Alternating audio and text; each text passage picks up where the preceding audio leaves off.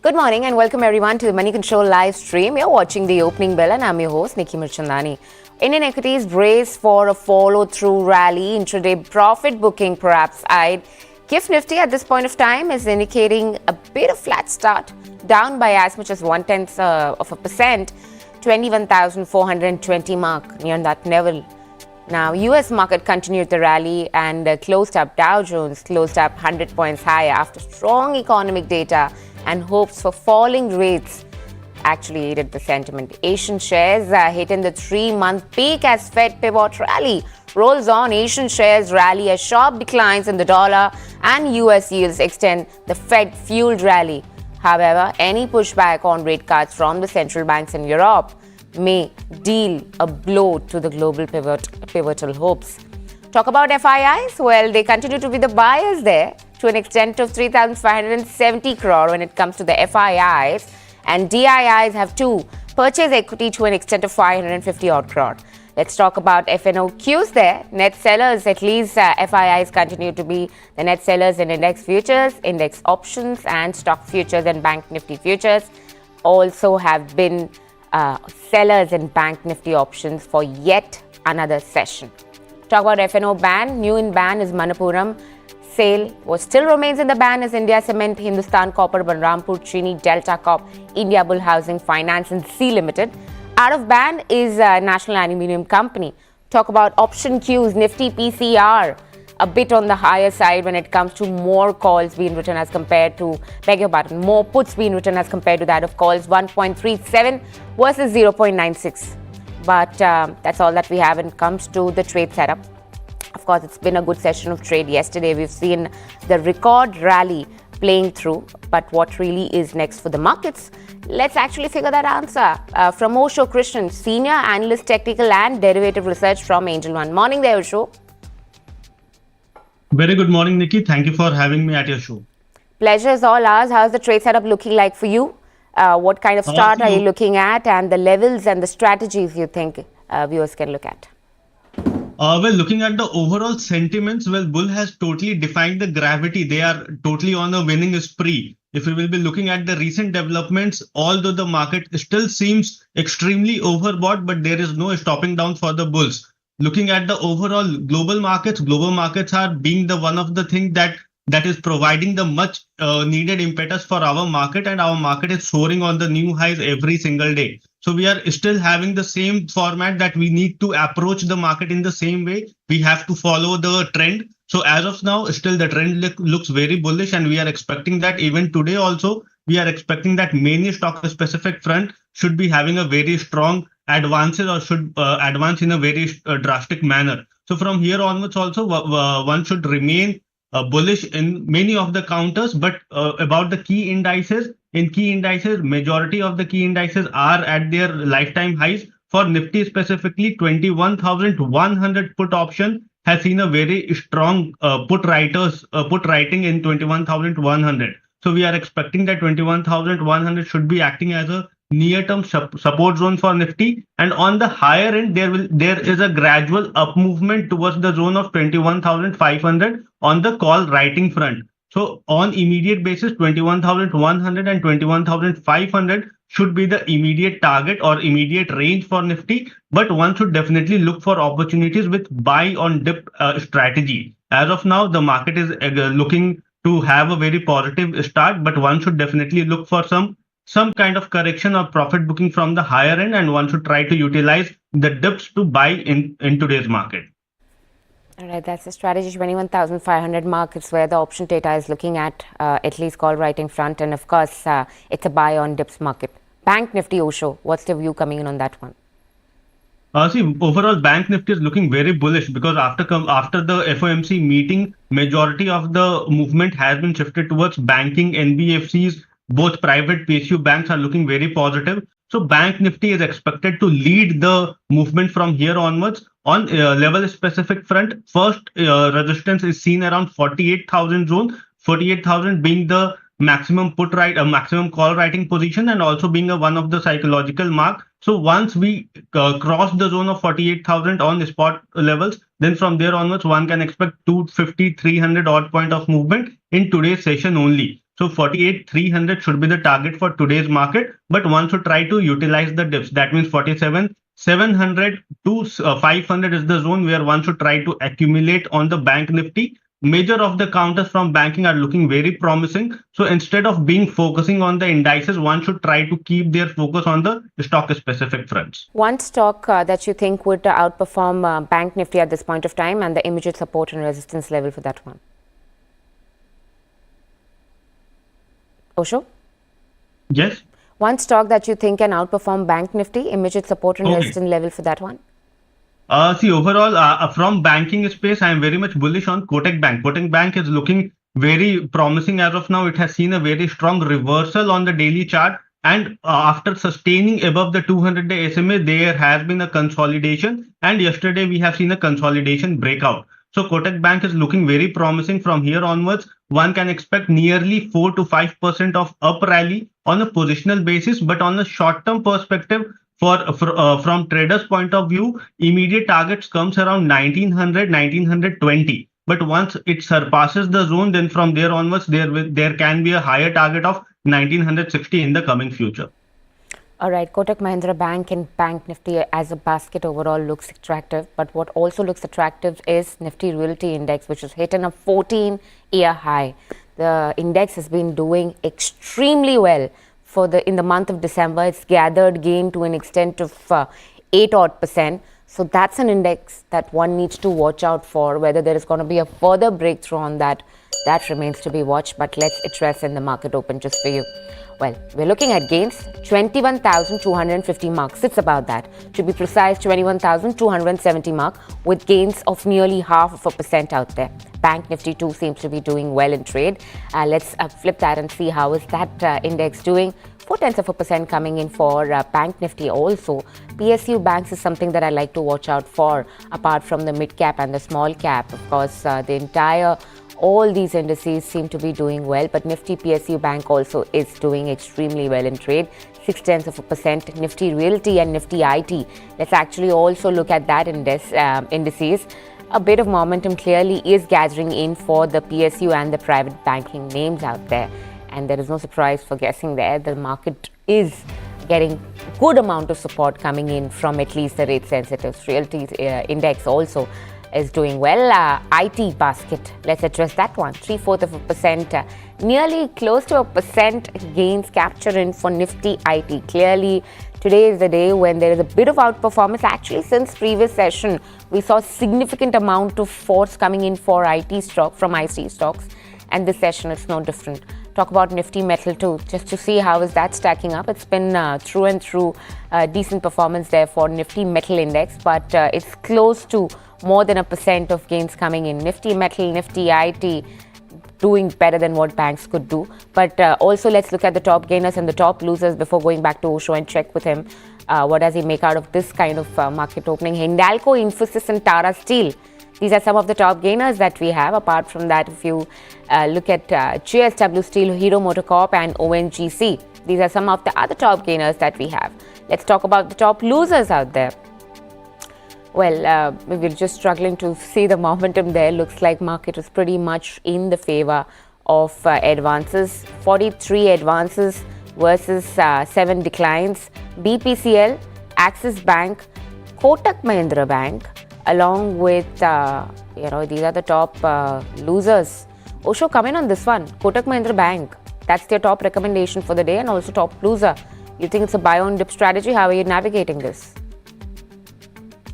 My positioning was something that to buy Kotak Bank near the zone of 1855, 1860 odd levels, because it has seen a breakout in yesterday's session. So it will be very much beneficial that we do not directly jump into the market at the opening bell. There can be some kind of 20-30 minutes of pause that we have to give in today's market. Let the momentum get settled in, and then one can definitely look for positional basis in Kotak Bank, because overall the trend seems very positive and one should not be very much pessimistic about the opening of this counter. This counter has seen a very strong technical breakout, so one should definitely try to gauge this breakout for positional basis.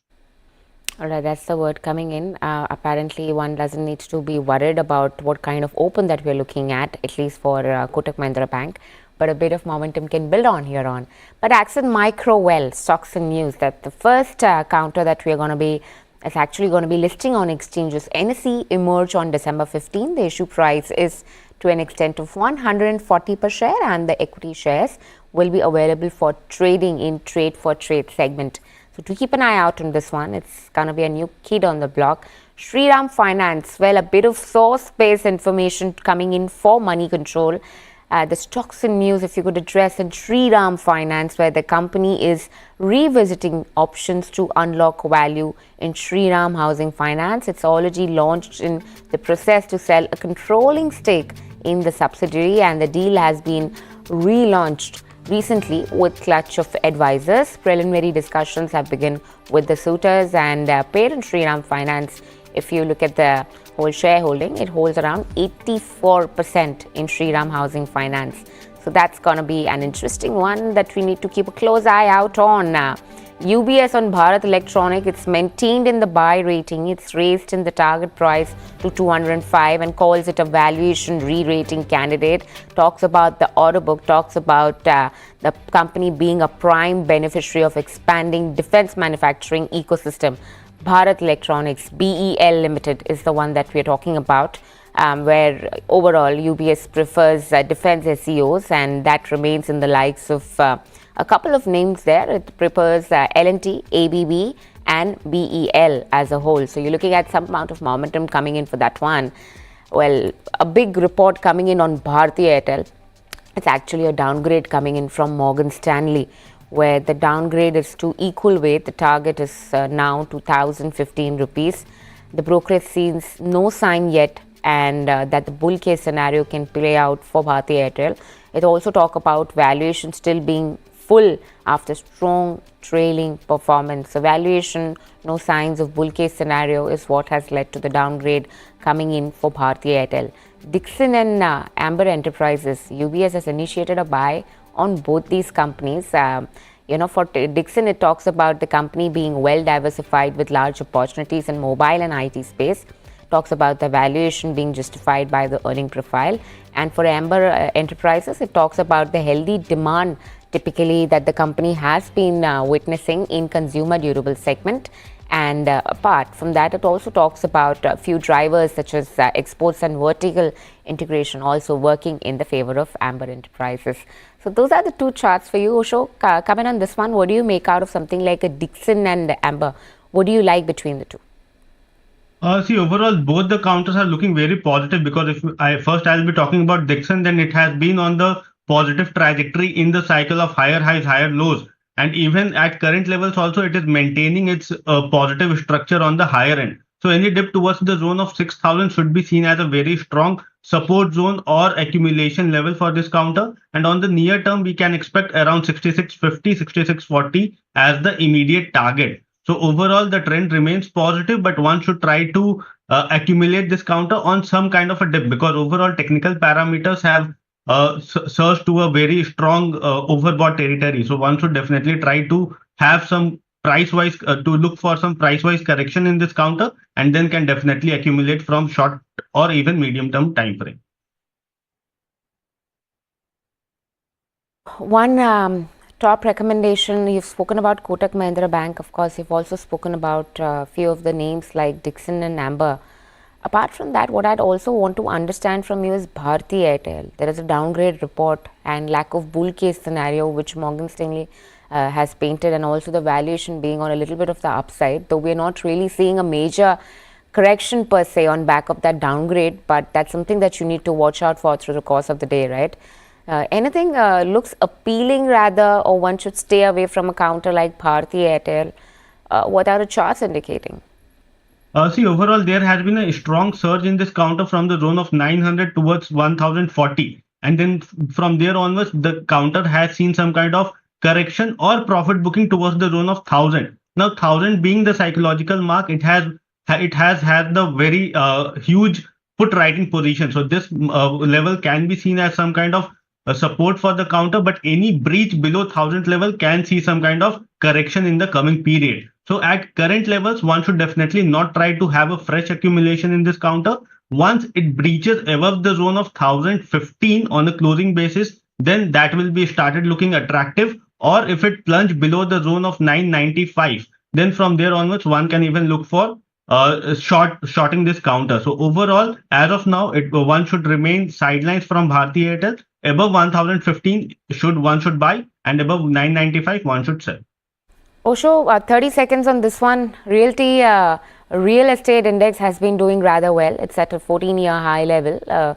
What do you like within the basket? One pick typically with immediate support and resistance level.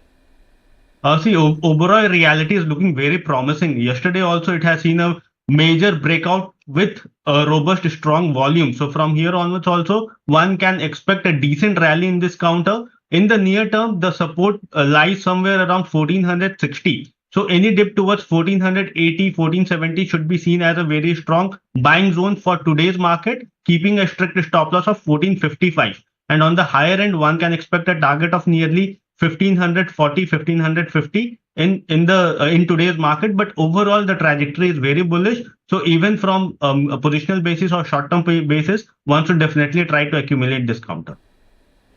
Sure. Osho, we are just going to leave it at that. And thank you so much for taking out the time and joining us this morning. Thank you.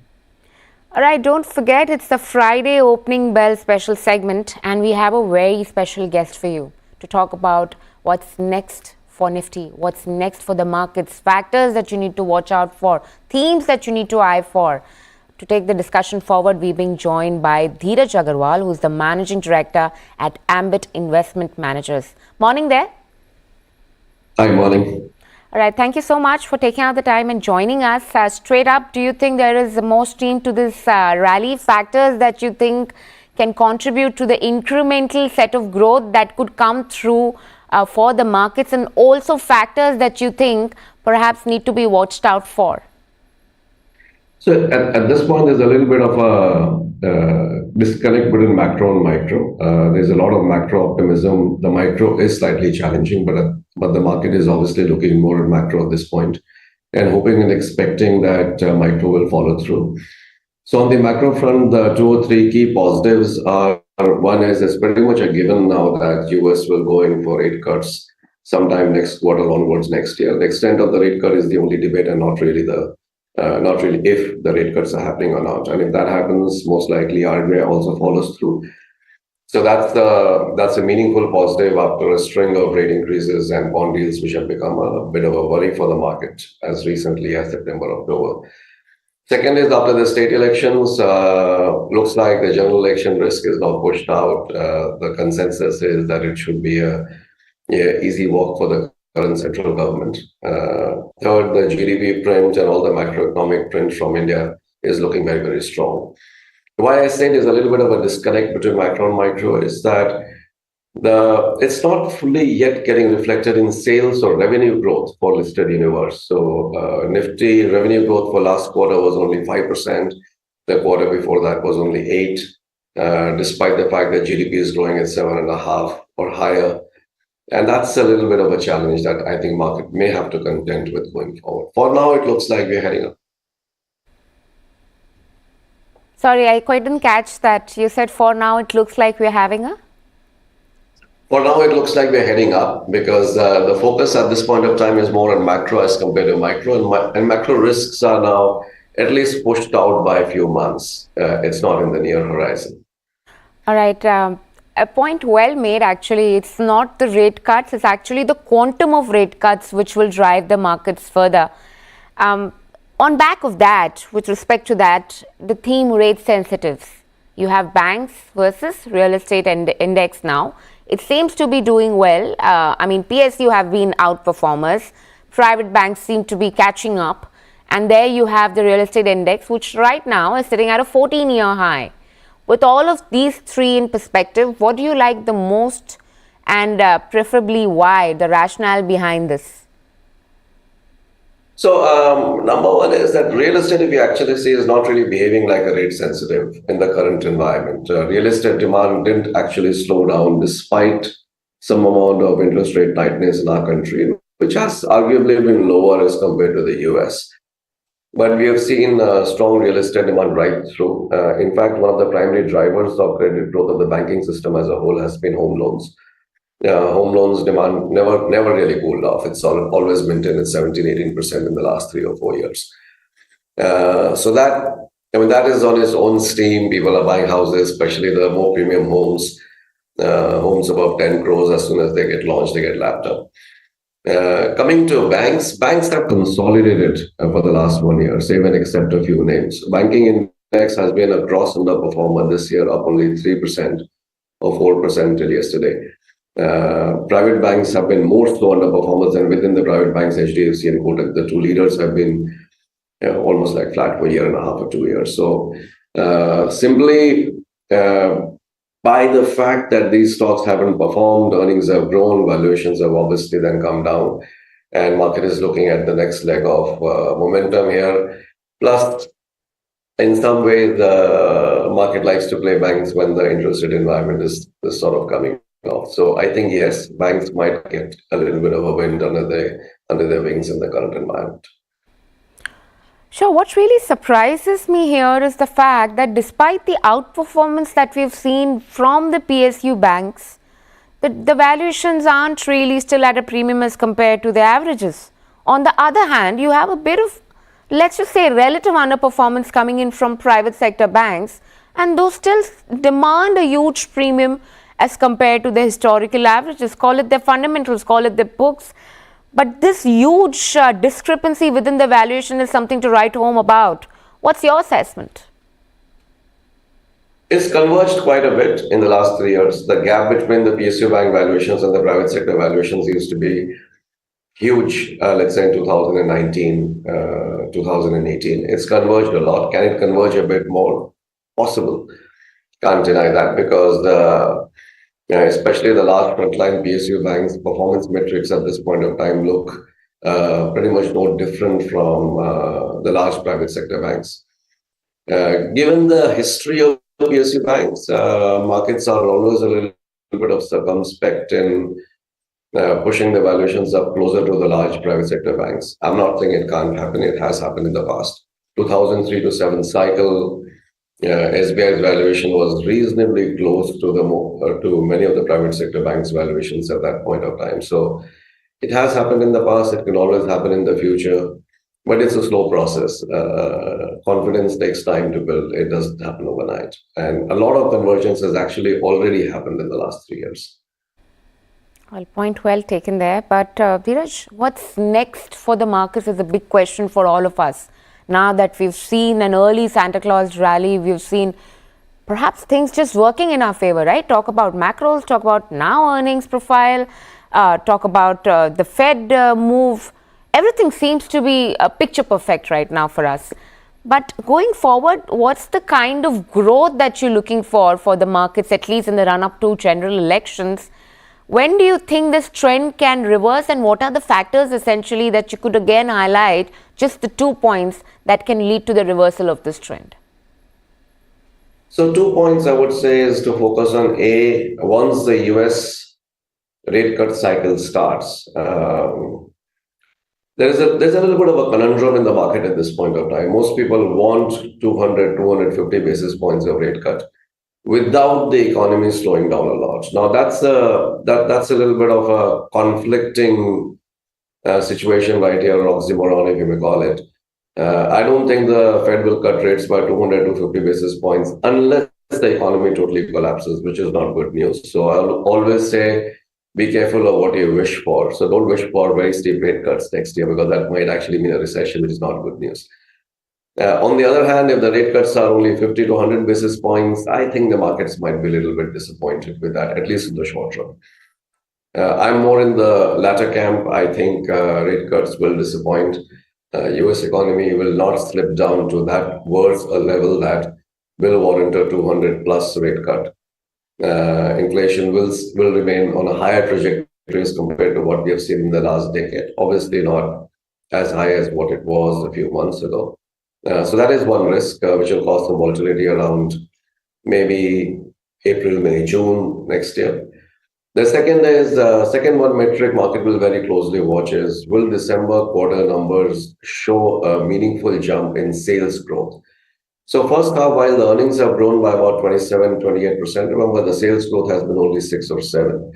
And bulk of the earnings growth has come through margin expansion as the WPI has crashed from a peak of 17 now down to nearly zero or a quarter percent as compared to last print, which basically meant that the input costs for companies have crashed and the margins have really expanded. But we need revenue growth at some point of time. So I think Jan itself could bring in some volatility as the market digests whether sales growth is coming back or not. And by March quarter results, which is April, that can become a real risk. So come April, there are two large risks. A is the sales growth bouncing back, and B, a more granular view on how much the US rate cuts will be. And what sort of percent of rally are you anticipating by March, April ahead of the factors, or let's just say the skeletons from the closet start coming out? Not really skeletons from the closet. I mean, see, there could be some more rally. It's always difficult to say, can the market go up another 5% or 10% or 7% before those risks start coming to the surface. So at this point of time, the momentum seems on the up. As we discussed at the beginning of this discussion, that banks haven't really participated in. Looks like banks are coming back. Banks being more than 30% of weight in the index. If banks run, the index does well. So there could be a little bit more headroom on the upside. But from here, is it a huge upside before we run into some risks? I don't think so. Are we in a bubble zone? I don't think so. But I think we are in a fair valuation zone at this point. Some more upside maybe as the underperforming sectors catch up. So yeah, I mean, it's actually difficult to say whether another 5% or 7% is left in this leg of the rally or not. Which is until March that you think we can capture on to that 5 to 7% of gains in at least this leg of the rally, right? Yeah, I mean, don't hold me to the exact date and month, but could be somewhere that's in that. Exactly, we're just joining the dots out there for you in that case. But speaking of underperforming sector that you just made a mention of, IT, through and through, that you can think about as IT. It's been through 2 consecutive sessions that finally we are seeing some signs of perhaps momentum building up for the stocks, but fundamentally looks like the story still remains the same. Most of the analyst community that I have been speaking to says that this quarter also don't expect any big surprise, at least on the positive side from the IT names. With that kind of narrative that is building around with the IT stocks, you think right now it's the time to actually go out and venture into a category or theme like that, or you think you're still going to be on the sidelines, perhaps waiting for the sector to completely show some signs of recovery and then to jump in? See, IT, I don't think December quarter matters at this point of time. I don't even think March quarter matters at this point of time. What matters is FY25 outlook. And FY25 outlook market is divided in terms of views. Half the market thinks that FY25, because the US economy is expected to slow down whether it goes into recession or not, FY25 will also be a weak year for the IT sector. Whereas the counterpoint is that after FY24 weakness, FY25 will see a rebound. Not too sure which way it will finally sit. I mean, the recent bounce in IT sector that we are seeing is more to do with Nasdaq rallying, and IT tends to, in the short run, follow Nasdaq. So rather than any change in view in terms of business outlook. I think the commentary from December quarter results as to the outlook for calendar 24 is going to be very, very crucial for IT, whether the rally sustains or whether it was just a catch up with Nasdaq kind of a pump. Also, what I'd want to understand is, since most of the IT firms are, of course, export oriented, with the rate cuts now being the big theme and the narrative that the market is buying and perhaps even a little bit excited about, how do you see that playing for the IT names? By itself, the rate cuts doesn't really, I mean, fundamentally, it should not impact IT, right? I mean, where it impacts is rate cuts pushes Nasdaq up, Nasdaq goes up, IT goes up. So one can perhaps slightly wrongly conclude that because of the rate cuts, there is a positive macro impact on the IT business. I don't really think so. What will impact the Indian IT business profile is how does the US economy do? Whether it's a little bit of slowdown and then a bounce back after that, or whether it's a deep slowdown. and which is what I mentioned a while ago, right? Be careful of what you wish for. So if you're wishing for 250 basis points of rate cuts in the US, also implies that you're perhaps wishing for a recession in the US, which won't be good for the IT sector. That's exactly I'm what not I in was that trying camp. to make a point on, where, it's not the rate cuts, it's actually the quantum of rate cuts which will decide whether the macroeconomic situation is intact for US or not. With that in perspective, can you just highlight for us that you think right now we should wait and watch for IT names before a full bounce back would happen, or maybe just some signs of recovery could take place? That's a trickier one. See, depending on what you're playing for. If you're playing for a short-term momentum, the momentum in Nasdaq is very strong. So can you make 5-10% return in IT from here on? Playing that theme or playing that trend, it's possible. It's possible. So I also run a long short fund, and we have some IT longs out there. But that, I'm being very honest. We're just playing momentum there. We're not trying to take a call on what happens in FY25. But yeah, because of US rate cut expectations, if Nasdaq is going up and it's pulling IT up, why shouldn't I participate? So that's one short-term point of view. Long-term, I would say it's still not clear whether IT business growth revives strongly in FY25 or not. So I think the risks are quite high out there. All right, Dhiraj, pessimist as you may call it, but valuations, do you think that is a bit of concern given that now we are at the peak where, of course, we're witnessing this rally and there is a flurry of IPOs which have queued up? Talk about QIPs, talk about fundraising, talk about block deal. Do you think there is a sense of bit of exhaustion within the markets on account of this? Do you think we're kind of overplaying ourselves a little more with the kind of rally? Do these kind of lineups that we've seen when it comes to the fundraising, does that worry you at all? It does to some extent. But one thing I must point out is that historically, a spate of IPOs was considered to be a sign of a top in the market. And it has worked very well in the past. And I'm sure along with some great quality IPOs, some poor quality IPOs slip in. But one big difference about the current IPO cycle as compared to at any point of time in the history is there is a significantly decent percentage, a large percentage of the current IPOs are actually fantastic companies. Now, one can argue about the valuations at which the IPOs are coming. One can argue about the short-term ebullience or short-term excitement about the IPOs. IPOs are doubling on listing within a week's time, etc. One can discuss and debate some of those aspects and nuances. But as compared to at any point of time in the past in history, many of the IPOs are actually good quality companies. Many of these are first-time entrepreneurs who have actually started their companies with the help of venture and private equity capital. And private equity and venture capitalists have actually helped the entrepreneurs in putting systems and processes in place to become larger and scale, etc. So it's that I think is a fantastic trend change in India. That early stage risk capital is available, which is giving new entrepreneurs access to capital to actually build their new ideas, and some of those, a large number of those companies are coming to the IPO market. The second big change as compared to at any point of time in the past is historically the domestic pool of money was quite small and inferior, and we always depended a lot upon the offshore inflows for equity markets. Now domestic inflows are significantly larger than offshore. Domestic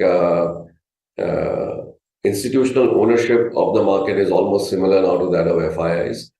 And that's the secular trend in terms of a larger percentage of household savings going into equities, and which is what is absorbing the IPOs. Otherwise, this kind of a paper supply at any point of time in the past would have actually derailed the markets. Point well taken. Clearly looks like it is a liquidity-driven rally, but there is a market outlook. One last question that I'd like to squeeze in, and perhaps just 30 seconds on that one if you can. Markets outlook for 2024, that's essential. And also, what would you advise to our viewers how to play markets like this in the next year? So I'll answer the second question first. It's an easier question.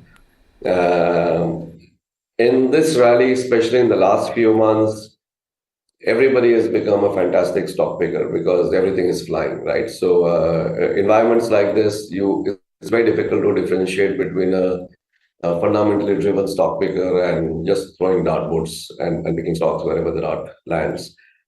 That will perhaps change in the next year. From this point on, markets will slowly start becoming more discerning, quality focused, earnings focused, and corporate governance focused. So everything is flying will, I don't think, repeat for through 2024. So that's my advice to the investors, that this is time to start becoming selective.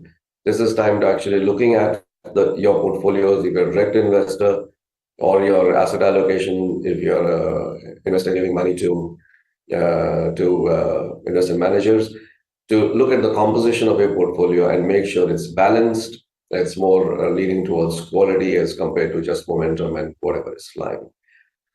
Now, the second question, the answer was actually there in the first question itself. The 24, I think the markets will be tougher as compared to 23. We will see bouts of volatility in the market in 24.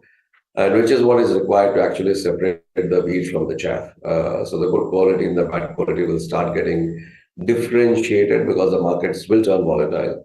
I think the US rate cuts extent will disappoint the market, causing some volatility around the second quarter next year.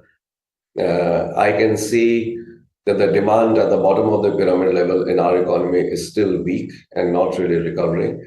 So I think the sales growth for our listed universe is also likely to disappoint over the next 2 quarters, which will also bring in some volatility. And the benefit of the WPI crashing is either already in the bag fully or will be in the bag at best, by the end of December quarter. And hence the benefit of margins helping earnings growth will start going away from March quarter. That will also cause some volatility. So 24 is going to be, in terms of volatility, a tougher year as compared to 23. And the recommendation to the investors is be selective, start focusing on quality. All right, completely insightful anecdotes there. Dhiraj, thank you so much for taking out the time and having this conversation with us. It was indeed a pleasure chatting with you. Thank you so much. All right, with this, it's a wrap and goodbye from the entire team who puts this piece together. Thank you so much for watching. Please do post your feedback for us in the comment section below. Follow us in the link at the bottom of your screen. And for rest of the day, stay tuned into moneycontrol.com and Moneycontrol